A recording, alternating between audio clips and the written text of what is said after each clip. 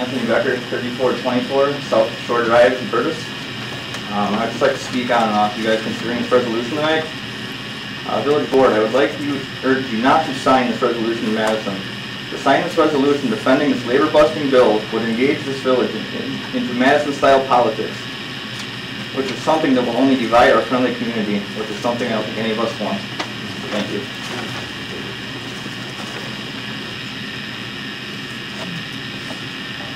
Ralph Allender.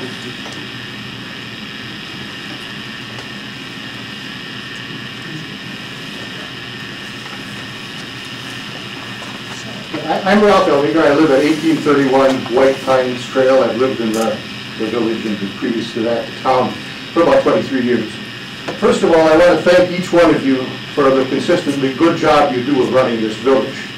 But there's something on this agenda that makes me wonder if you, or perhaps your staff, has forgotten what your job really is. And I refer to the proposed resolution supporting Governor Walker's budget repair bill that you were unsuccessful in adopting on March 3 and have now got before you again. Whatever the rationale for proposing it 2 weeks ago, the scenario has now changed markedly. The bill being considered at that time has been adopted, as you know, but in a drastically amended form, taking out all of the financial budget-related items and leaving only those that are designed to cripple unions and reverse 50 years of carefully thought out and successful Wisconsin labor history.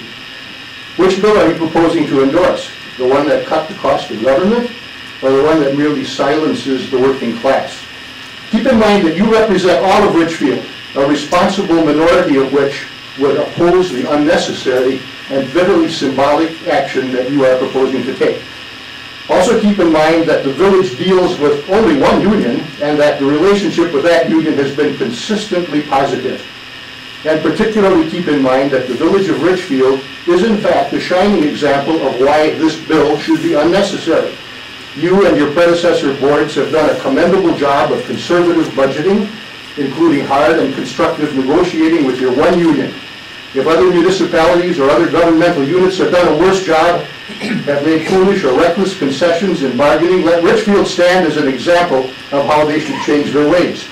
This bill rewards them for their failures.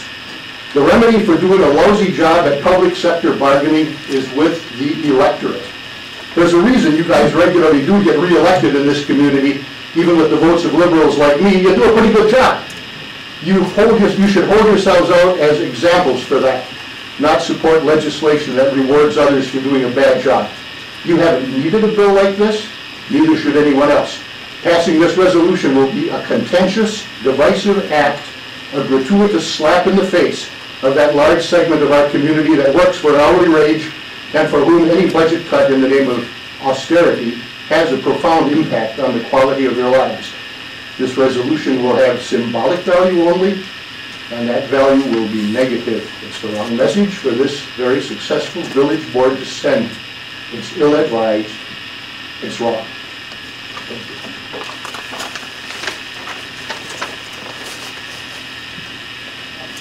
Gil Frank.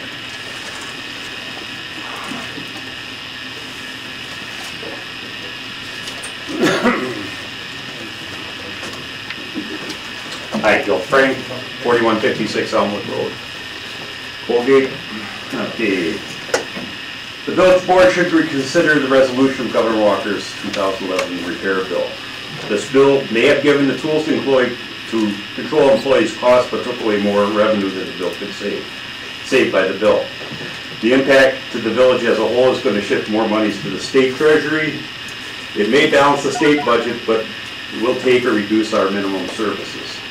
According to your staff, transportation aid from the state will be reduced by $31,000 next year, and the state is now going to earmark a percentage of the sales tax of the autos sold, putting it in the transportation funds, not giving us any of the proceeds. The bill changes the levy on the property taxes that will be imposed in December of 2011-2012. It changes the limit to the greater of 0 or a percent of the percentage of change in political subdivisions equalized value due to new construction unless improvements removed. The cost of the village, I just found out tonight, is probably going to cost us $100,000. I mean, we got a frugal budget as it is, and any monies we get goes into the village. I understand that. That's quite a bit of money for us. My next, Reed Snedeker, 4880 South Lake Road, Colgate, Wisconsin. And I too would like to address the matter of the resolution. I oppose the resolution as it's currently stated, but for a slightly different reason than I think that the other people have. In a recent article and in the communication forum for this resolution, it states that the Village of Richfield has acted as a model for fiscal restraint in Washington County for many years. Whether a local community governmental leadership should take the position regarding a volatile issue such as backing Walker's proposal is at best interesting and arguable. Consider the intensity, and you've heard it already tonight, on both sides of this issue, as well as the national attention that our state has received. However, my perception is that you're using this issue as a platform for political purposes, and that's just wrong.